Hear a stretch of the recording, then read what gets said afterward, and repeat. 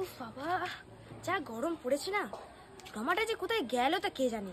এদিকে রূপার ছেলেটাও বিয়ে করে নিয়ে এসছে, ওকে বলতে হবে না? ধুর, ভাল লাগে না যেন। এই রমা, বাড়ি আছিস? তাড়াতাড়ি বেরো না, একটা নতুন খবর আছে, তাড়াতাড়ি আয়। আরে বাবা আসছি, দাঁড়া দাঁড়া, এই ঝর্ণাটা না তস হয় না, আসছি। কি হয়েছে বল বল, পাড়ায় কি কোনো নতুন খবর আছে? তাড়াতাড়ি বল, কি বলবি বল।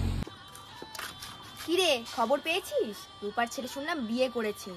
আরে আমি আবার কি করে জানবো?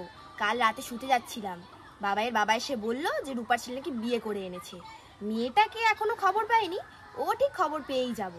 এখন তো এটাই চিন্তা, নিজেদের ঘরেও ছেলেরা আছে, আশেপাশে এরা যা করছে কি যে শিখবে ভগবানই জানে। আরে বাবা, বিয়ের বয়সটা হোক, তারপরে তো বিয়ে করবি। এদের যে 18 পড়তে না পড়তে কেন এত বিয়ের তারা বুঝি না বাপু। উফ। হ্যাঁ কি হয়েছে ঝর্ণা, তাড়াতাড়ি বল। কি শুনলাম রূপার নাকি বৌমা পছন্দ হয়নি। তা সত্যি না মিথ্যে এখন বলতে পারছি না। রূপা তো পাড়াতেই বেরোচ্ছে না। যাকগে, ওর ছেলে যে একটা কাণ্ড ঘটিয়েছে, ওর পাড়াতে না বেরোনি এখন ভালো। অবশ্য রূপার অনেক আশা ছিল যে মেয়ের বাড়ির কাছ থেকে এত জিনিস আদায় করবে, তা যে আর হলো না। কি আর করবে বল, এখন দেখা যাক আমাদের কি হয়। হ্যাঁ রে, কি বলছিস? রূপার ছেলে বিয়ে করেছে? এই তো কদিন আগে হলো, এর মধ্যে কি বিয়ে করেছে?